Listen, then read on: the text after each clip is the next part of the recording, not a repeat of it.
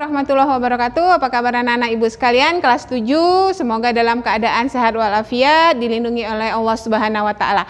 Baik anak-anak ibu sekalian, hari ini kita melanjutkan pembelajaran kita tentang interaksi sosial, yaitu subtema tentang lembaga sosial. Di dalam video pembelajaran yang akan ibu tampilkan kepada anak-anak sekalian, akan kita lihat apa itu lembaga sosial, kenapa terbentuk lembaga sosial, serta ciri-ciri lembaga sosial dan juga bentuk-bentuk dari lembaga sosial tersebut. Oke anak-anak ibu sekalian, silahkan disimak video pembelajaran ibu berikut ini. Baik anak-anak sekalian, hari ini kita melanjutkan pembelajaran kita tentang interaksi sosial. Subtemanya adalah lembaga sosial. Nah, anak bisa lihat lembaga sosial ya. Apa itu lembaga sosial? Lembaga sosial adalah keseluruhan sistem norma yang terbentuk berdasarkan tujuan dan fungsi tertentu dalam masyarakat. Keseluruhan sistem norma. Kalau dikatakan keseluruhan sistem norma berarti adalah norma-norma yang ada di dalam masyarakat itu kemudian terbentuklah sebuah lembaga. Ya. Kemudian kita lihat, dapat juga dikatakan bahwa lembaga sosial merupakan kumpulan norma-norma yang berhubungan dengan kebutuhan pokok dalam masyarakat. Lembaga sosial ini umumnya lahir berdasarkan nilai dan norma dalam masyarakat. Untuk mewujudkan nilai sosial masyarakat, menciptakan aturan-aturan yang disebut dengan norma sosial. Jadi lembaga sosial itu merupakan kumpulan norma, nilai-nilai yang ada di dalam masyarakat. Kita lihat, ada 4 tingkatan norma dalam masyarakat. Tadi dikatakan lembaga sosial itu adalah kumpulan norma-norma. Kemudian kita lihat ada 4 tingkatan norma di dalam masyarakat. Kita lihat yang pertama adalah cara atau usage ya. Cara lebih terlihat pada perbuatan individu dalam masyarakat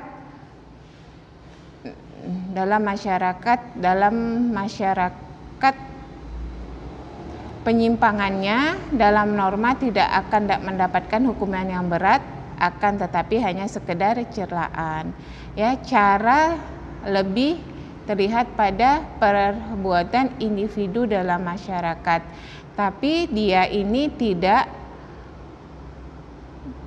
dikatakan dia ini tidak berat, sanksinya itu hanya mendapat celaan dari masyarakat. Misalnya cara berpakaian, nah itu nggak dihukum berat, hanya saja dia itu akan mendapat celaan dari masyarakat atau cibiran dari masyarakat. Contohnya misalnya buang sampah sembarangan, tadi ya cara berpakaian.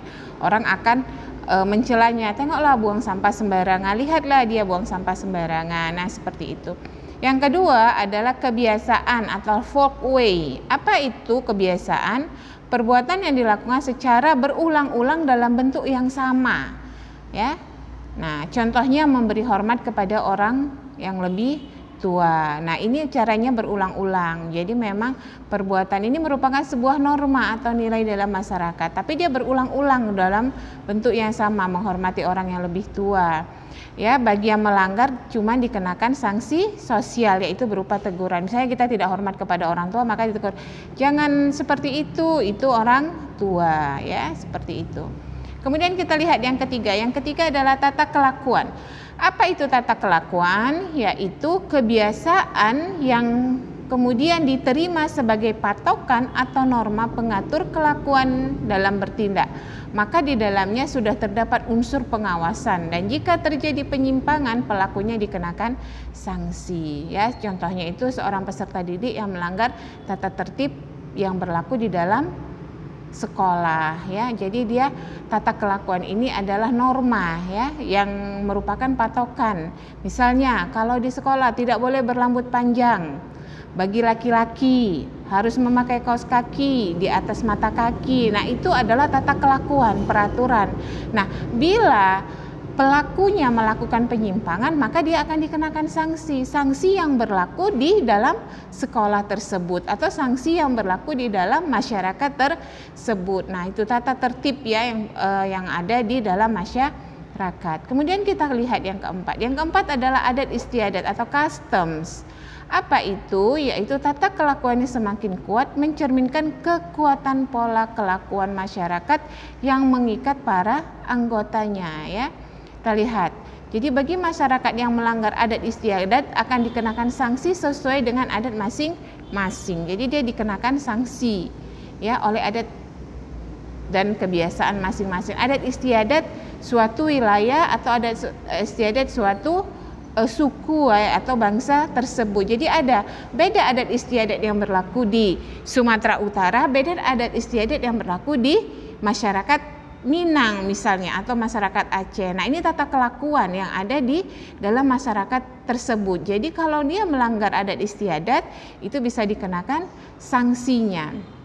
Nah, untuk apa fungsi lembaga sosial itu? Apa fungsi daripada lembaga sosial? Kita lihat.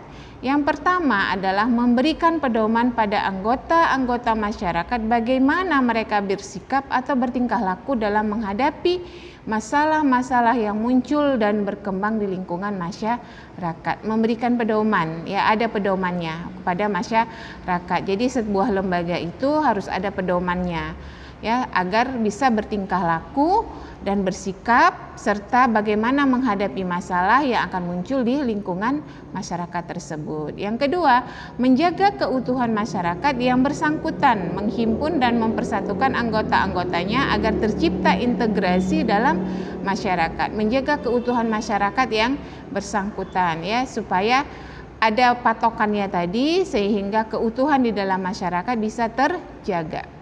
Yang ketiga, memberikan pedoman kepada masyarakat untuk mengadakan sistem pengendalian sosial atau kontrol sosial. Memberikan pedoman kepada masyarakat untuk mengadakan sistem pengendalian sosial.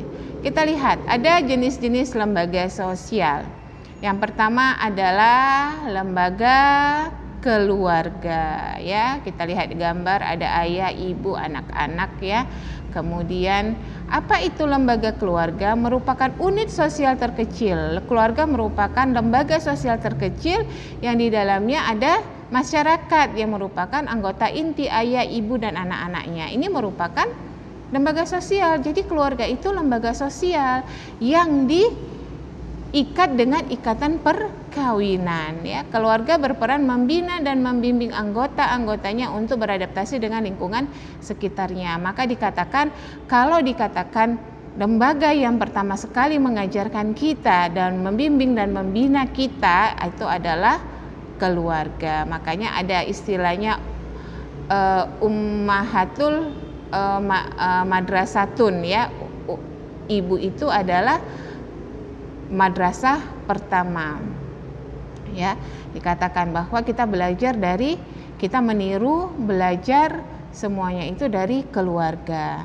Kemudian kita lihat yang kedua, ada namanya lembaga keagamaan ya. Kita lihat ya, lembaga keagamaan merupakan sistem keyakinan dan praktek keagamaan dalam masyarakat yang telah dirumuskan dan dibakukan. Jadi keyakinan, sistem keyakinan Indonesia itu ada 6 kepercayaan, ada 6 agama dan 1 kepercayaan yang diakui di Indonesia. Ada Islam, ada Kristen Katolik, Kristen Protestan, Hindu, Buddha dan Konghucu ya.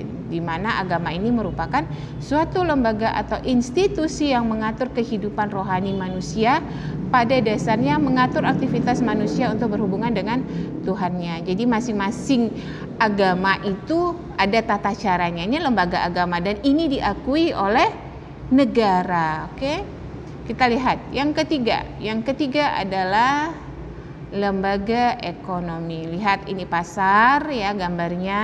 Anak-anak bisa lihat pasar di mana di pasar ini atau biasa kita sebut mungkin pajak kalau kita di Sumatera Utara, bahwa lembaga ekonomi ya, pasar ini merupakan suatu lembaga ya ekonomi di mana perputaran uang itu sangat cepat ya. Ini di pasar merupakan lembaga yang mengatur tata hubungan antara manusia dalam pemenuhan kebutuhan hidup sehari-hari. Ini lembaga ekonomi. Oke.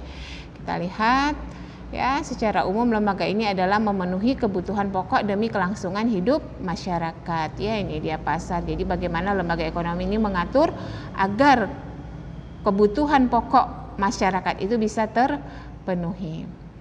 Oke, kita lihat selanjutnya. Yang keempat adalah lembaga pendidikan, ya. Lembaga pendidikan merupakan tempat berlangsungnya proses pendidikan yang dilakukan dengan tujuan untuk mengubah tingkah laku individu ke arah yang lebih baik melalui interaksi dengan lingkungan sekitarnya. Jadi lembaga pendidikan kita dimasukkan dalam sekolah formal agar proses mendidik, ya, mengubah tingkah laku kita, ya, individu itu ke arah yang lebih baik lagi dalam berinteraksi dengan lingkungan sekitarnya. Jadi tujuan kita itu dididik, tujuan orang tua kita mensekolahkan kita agar menjadi siswa atau menjadi anak-anak yang lebih baik, ya, dari yang tidak baik menjadi baik, dari yang baik menjadi lebih baik, yang lebih baik menjadi yang lebih baik lagi. Nah, seperti itu. Nah, kita lihat yang terakhir adalah lembaga politik, ya. Kalau kita lihat ini adalah gambar gedung DPR RI, DPR MPR RI, ya, ini gedungnya. Jadi bentuk gedungnya seperti ini. Kita lihat apa fungsi daripada lembaga politik itu. Ini merupakan lembaga yang mengatur pelaksanaan dan wewenang yang menyangkut kepentingan masyarakat agar tercapai suatu keteraturan dan tata tertib kehidupan di dalam masyarakat, ya. Jadi lembaga politik ini merupakan keseluruhan tata nilai dan norma yang berkaitan dengan kekuasaan, ya. Kita diatur semua lembaga politik ini, ya. Jadi merupakan salah satu lembaga yang mengatur tentang kekuasaan, ya, keteraturan tata tertib kehidupan masyarakat. Nah, kita lihat. Jadi ini dia, ya, ada 5. Sebenarnya ada lagi beberapa lembaga seperti lembaga pemerintahan, ya, di mana ada badan eksekutif, ada presiden, kemudian ada menteri, kemudian ada gubernur, ada wali kota, bupati, kemudian ada camat, ada lurah. Nah, ini merupakan lembaga-lembaga pemerintahan. Kita lihat nih. Jadi lembaga politik ini merupakan keseluruhan, merupakan tata nilai dan norma yang berkaitan dengan kekuasaan. Maka diaturlah. Makanya kita ada yang disebut dengan anggota DPR, MPR, anggota dewan, ya, di mana mewakili suara rakyat, bagaimana dia untuk mengatur tentang tata kekuasaan di Indonesia. Oke, anak-anak ibu sekalian, inilah tentang lembaga politik, ya, lembaga sosial di dalam masyarakat. Mudah-mudahan apa yang Ibu sampaikan ini dapat menambah pengetahuan kita tentang lembaga sosial. Oke, anak-anak ibu, ini saja yang bisa Ibu sampaikan. Semoga bermanfaat bagi kita semua, ya. Ibu akhiri dengan Assalamualaikum warahmatullahi wabarakatuh.